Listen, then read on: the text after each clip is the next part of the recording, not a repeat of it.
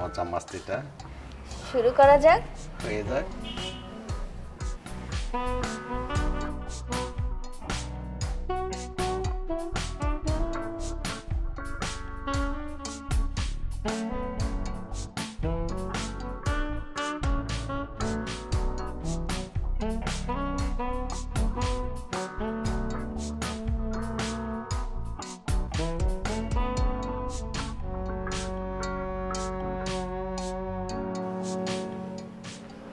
আরে এদিকে আসেন না, আপনি এত কষ্ট করতেছেন কেন?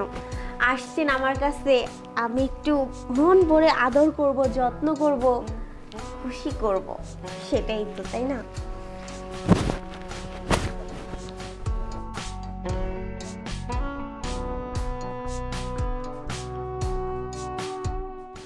স্যার, আপনি আমার বাসায় প্রথম এসেছেন, আমার যে কি ভালো লাগছে। তিশা, তিশা, বলো। আরে এদিকে আসো না। কি ব্যাপার? তিশা, আমার স্যার স্যার আজকে আমার বাসায় প্রথম এসেছে, আমি যে কি খুশি। তুমি একটা কাজ করো স্যার, কি খাবেন বলুন? না না, তেমন কিছু লাগবে না, এই হালকা পাতলা কিছু হইলে চলবে আর কি। কি বলতেছেন স্যার?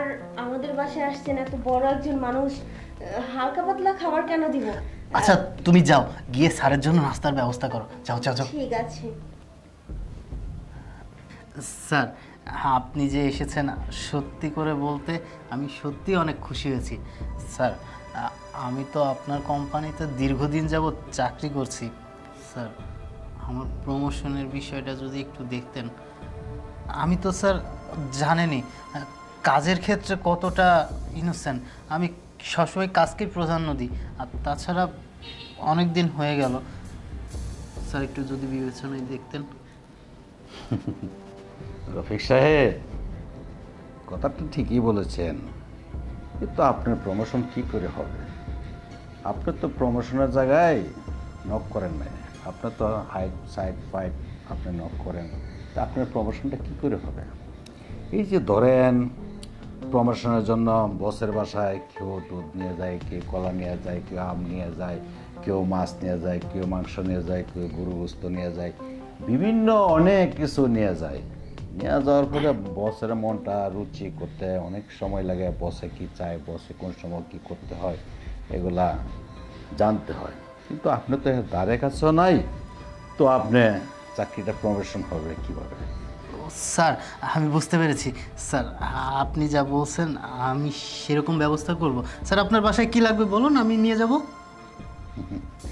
রিক্সা তেমন কিছু লাগবে না, যা আজকে আমি আপনার বাসায় পেয়েছি, যদি সে জিনিসটা আমাকে খেতে দেন তাহলে আপনার চাকরিটা অতি দূরত্বই প্রমোশন হয়ে যাবে আর কি, সেটা বলছিলাম আর কি। মানে স্যার, আমি বুঝতে পারলাম না, আমার বাসায় আপনি কি এমন জিনিস দেখেছেন খাওয়ার, আমি তো স্যার বুঝতে পারছি না। ও স্যার, নাস্তা তো আনতে গেছে, সমস্যা নেই। কী খাবেন আপনি বলেন স্যার, এক্সট্রা কিছু লাগবে স্যার? রফিক সাহেব, আপনার বাসায় আসছি, নাস্তা তো খাবো, কিন্তু নাস্তার সাথে যে আরেকটা কিছু যে আমার নজরে পড়ে গেছে সেটা খাইতে হবে। কিন্তু কীভাবে যে রফিক সাহেব আপনার কাছে বলতেও মুখে অনেক সময় বাধা লাগিয়ে যাচ্ছে। আর যদি আপনি বলেন, আমাকে অনুমতি দেন যে হ্যাঁ স্যার বলেন, তাহলে আমি জিনিসটা বলতে পারি। স্যার, আপনি নির্ভয়ে নিশ্চিন্তায় বলতে পারেন স্যার, আমি আপনার যে কোনো আবদার রাখার চেষ্টা করব। বলেন স্যার। গুড, প্রমোশন অতি দূরত্বই হয়ে যাবে। রফিক সাহেব, আপনাকে বলছিলাম আপনার ওয়াইফ, তাই না? জি স্যার।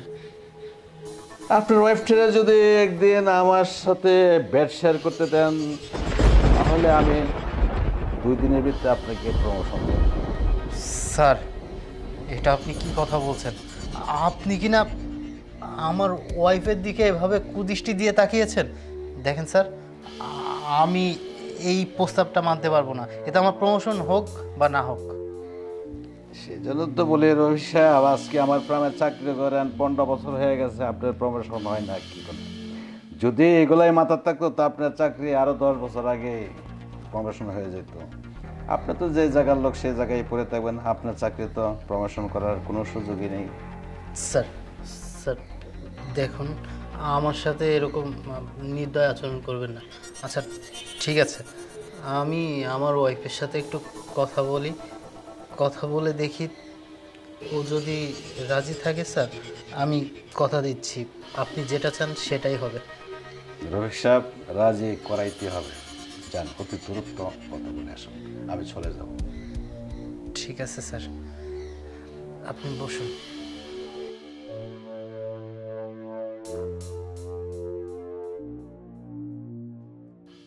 দেখো না, একটু আমার বিষয়টা বোঝার চেষ্টা করো।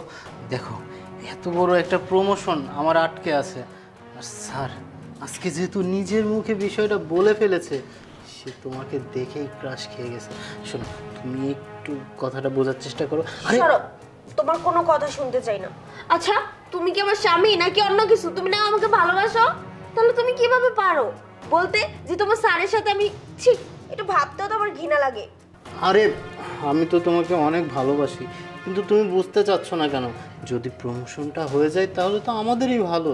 আমি যদি প্রমোশন পাই কতগুলো টাকা পাবো। আমি তো আমাদের ভবিষ্যতের কথা চিন্তা করে তোমাকে বলছি, তুমি প্লিজ না করো না।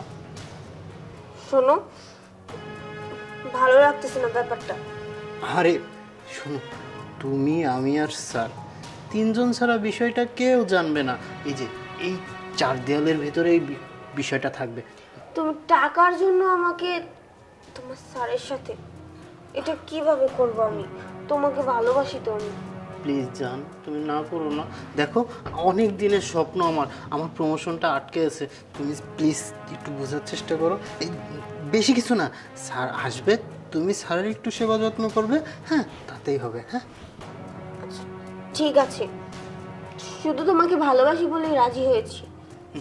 আমার লক্ষ্মী বউটা। হ্যাঁ তুমি থাকো, আমি স্যারকে ভিতরে পাঠিয়ে দিচ্ছি। হ্যাঁ ঠিক আছে।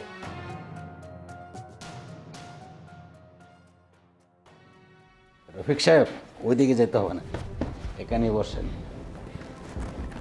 আপনার ওয়াইফ কি রাজি হয়েছে? হ্যাঁ হবে, আমি জানি, কিন্তু আপনার চাকরিটা প্রমোশনের প্রয়োজন, কিন্তু যে টাকা বেতন পান সেই টাকা তো আপনি চলতে পারেন না, এটা আমি জানি। স্যার, আমি অনেক কষ্টে ওকে বুঝিয়েছি। আমার ওয়াইফ বেডরুমে আছে, আপনি যেতে পারেন। থ্যাংক ইউ রফিক সাহেব, জি স্যার। বুদ্ধি আছে।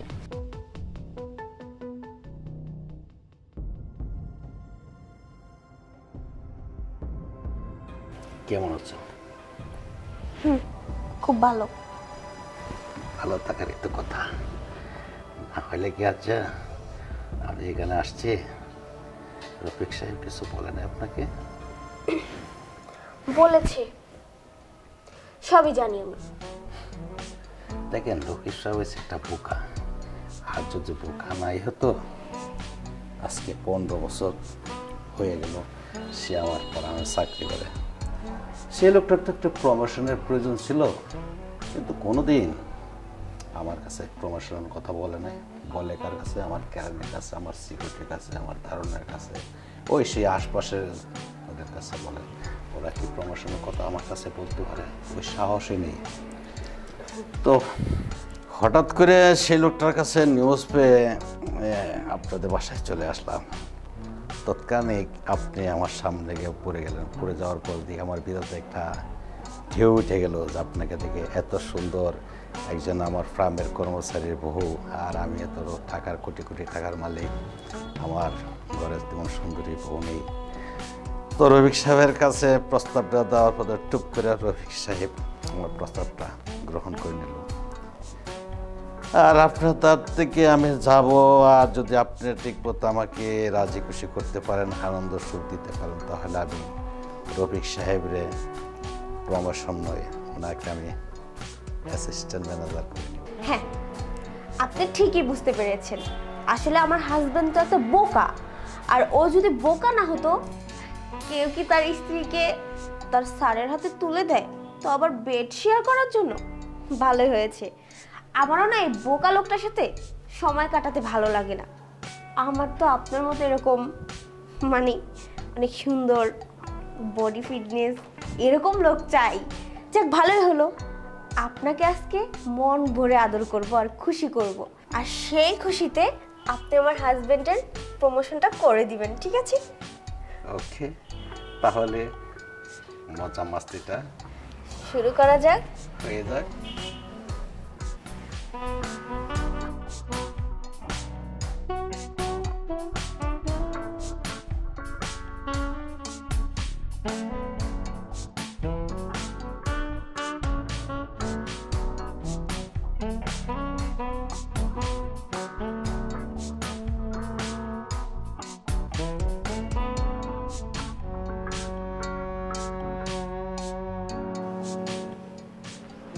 আরে এদিকে আসেন না, আপনি এত কষ্ট করতেছেন কেন? আসছেন আমার কাছে, আমি একটু মন ভরে আদর করব, যত্ন করব, খুশি করব, সেটাই তো, তাই না?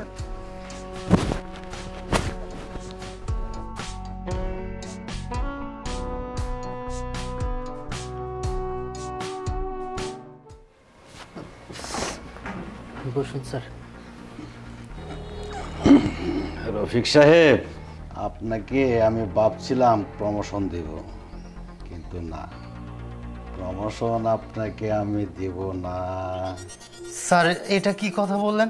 আপনি আমাকে কথা দিয়েছিলেন আমার ওয়াইফের সাথে যদি আপনি একটু সময় কাটান তাহলে আমাকে প্রমোশন দিবেন, আর আমি আমার ওয়াইফকে কষ্ট করে রাজিও করিয়েছি, আর এখন বলছেন প্রমোশন দিবেন না। স্যার আপনি কিন্তু আমার সাথে কথার বরখিলাপ করছেন। রফিক সাহেব, আসলে আপনার মাথার মাঝে বুদ্ধি নেই। আমি আপনাকে প্রমোশন দেব কেন? আপনার ওয়াইফ আমাকে যে আনন্দ, সোহাগ, ভালোবাসা, মোহাব্বত, আদর করেছে, আমি একেবারে মুগ্ধ। তাই আমি এখান থেকে চিন্তা করে আসছি, আপনাকে প্রমোশন নয়, আপনাকে আমার ফার্মের অ্যাকাউন্ট ম্যানেজার করব।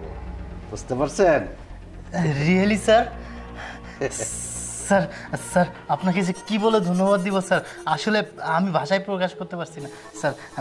স্যার আপনার যদি এর পরবর্তীতে কোনো সময় কোনো কিছু প্রয়োজন পড়ে স্যার, আপনি জাস্ট আমাকে একবার বলবেন স্যার, আমি যেভাবে হোক ব্যবস্থা করে দিব। ঠিক আছে, তাহলে রফিক সাহেব এখন আসি, আপনি কালকে ঠিক টাইম মতো অফিসে চলে আসবেন, ঠিক আছে? জি স্যার।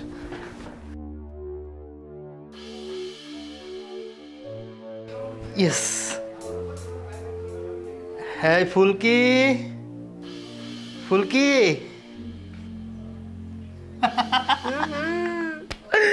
আরে তুই কি চমক দেখালি, স্যার তো পুরো পটেই গেছে। তাই নাকি? শুধু আমি প্রমোশন পাইনি, পুরো অ্যাকাউন্ট ম্যানেজার হয়ে গিয়েছি। এই যে তোর সাথে আমার কথা হয়েছিল 5,000, আর এখানে আছে আরো 5,000। ওয়াও, সত্যি আমি কোনো স্বপ্ন দেখতেছি না তো? ও মাই গড, এত এত টাকা! শোন, আমি না তোর সাথে কাজ করে অনেক মজা পেয়েছি। মজা বলতে অনেক বড় বড় মানুষ ধরে নিয়ে আসিস, তাদেরকে মুরগি বানিয়ে ছেড়ে দেই। যাই হোক, তাহলে কি স্যার? আরে এত কথা বলে লাভ নেই, আমার যেই উপকার হয়েছে তাতে আমি তোকে অনেক খুশি করে দিলাম। তোর পেমেন্ট ছিল 5,000, আমি 10,000 দিয়েছি। আর শোন, তুই যেই অভিনয়টা করেছিস, মানে আমার ওয়াইফের অভিনয়টা করেছিস, একদম তাক লাগিয়ে দিয়েছিস। আরে তোর তো সিনেমার নায়িকা হওয়ার যোগ্যতা আছে রে। শোন, আমার স্যারের যদি কোনো সময় আবার আমার ওয়াইফের প্রতি একটু ভালোবাসা জন্মায়, তোকে ডাক দিলে কিন্তু চলে আসিস। তোর সাথে যে কন্ট্যাক্ট হয়েছিল 5,000, আমি 10,000 দিয়েছি। শোন, এই 10,000-এর কথা বন্ধ কর। বাবা, 10,000 টাকা দিয়ে একদম মানে মহাভারতটা মনে হচ্ছে আমাকে দিয়ে দিয়েছে। আর ওই যে স্যার, স্যার কিন্তু শুধু দেখতেই পারবে, আবার ওইটা যেন না করে বসে, কথাটা মাথায় থাকে যেন। আরে এত চিন্তা করছিস কেন? শোন, আমি আজকে অনেক খুশি, আর সেই খুশিতে তোকে একটু এক্সট্রা খুশি করবো, চল আমার সাথে।